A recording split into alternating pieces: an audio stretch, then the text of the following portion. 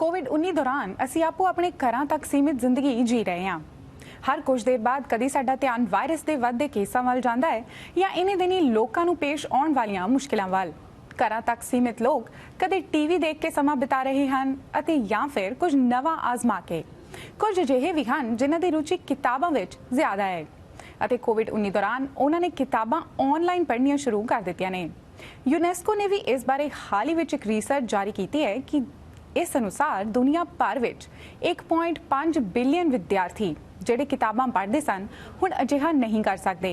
कई आगू इस मुतलक ऑनलाइन किताबां पढ़न नूं हुंगारा दे रहे हैं। कुछ बीमारी तो ध्यान हटाउण लई पढ़ रहे हैं और कुछ बीमारी ते रिसर्च करन लई पढ़ रहे हैं। पढ़ना महामारी दौरान कितना कारगर साबित हो रहा है।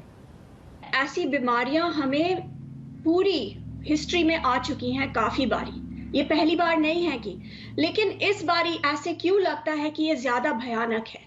उसकी वजह ये है कि आज हमारे पास सारी इंफॉर्मेशन है, साइंटिफिक इंफॉर्मेशन है कि ये क्यों हुई, इसकी वजह क्या है। पहले जमाने में होता था तो हम कहते थे भगवान हमसे गुस्सा है और हम प्रार्थना करेंगे, प्रेयर करेंगे तो ठीक हो जाएगा। आज के ज़माने में हमें पता है कि भगवान की गलती नहीं है, ये हमारे इंसानों की गलती है जिसकी वजह से ये पैंडेमिक हुआ है। तो हम जो इंसान हैं, हम इस तरह अपनी सिचुएशन को इम्प्रूव करने के लिए, अपने को सहायता करने के लिए आइडियाज़ और किताबों की तरफ जाते हैं। एक तो मैंने सोचा ये रीज़न है। दूसरा रीज़न ये भी हो सकता है, चाहे हम अपने पड़ोसियों का नाम ना जाने आज, लेकिन हमारी ज़िंदगी एक दूसरे के साथ इतनी ज़्यादा जुड़ी हुई है, एक दूसरों के मुद्दों के साथ, एक दूसरों की परेशानियों के साथ, कि ये आदत सी बन गई है। और पैंडेमिक के बावजूद जब हमें बोलते हैं कि आप आइसोलेशन में जाएं, तो ये आदत को हम संभालने के लिए किस तरफ मुड़ते हैं। टीवी की तरफ मुड़ते हैं, न्यूज़ की तरफ मुड़ते हैं, लेकिन हम किताबों की तरफ भी मुड़ते हैं। इस अनिश्चित समय दौरान किताबां ते किशोरां विचला फासला मिटाउणा सौखा हो गया है। आजकल के ज़माने में जो किताबें हैं वो बहुत मीडियम्स में आती हैं, क्योंकि जो हम चीज़ कर रहे हैं उसको हम बोलते हैं रचनात्मक story telling, creative story telling, जिससे हमारी इंटरनल बढ़ोतरी होती है बच्चों की। चाहे वो फिक्शन हो, नॉन फिक्शन हो, चाहे किसी भी जब आप किसी कहानी सुनाते हो किसी भी इंसान को, उसको वो जहन में रहती है कहानी। तो ये जो स्टोरी टेलिंग का पर्पस है आज वो बच्चों के लिए बहुत मीडियम से आ रहा है, किताबों से आ रहा है, पॉडकास्ट से आ रहा है, ऑनलाइन से आ रहा है, टीवी से आ रहा है, रेडियो से आ रहा है। साडी नौजवान पीढ़ी भी ऑनलाइन रीडिंग वाल ज्यादा खिंचाव महसूस करती है। पैंडेमिक से पहले हम अपने बच्चों को हम उनको डांटते थे, बहुत हो गया, कंप्यूटर पे बैठे हुए हो, चलो अब पढ़ाई कर लो, किताब उठाओ। अब पैंडेमिक में हमें उनका तरीका अपनाना पड़ रहा है।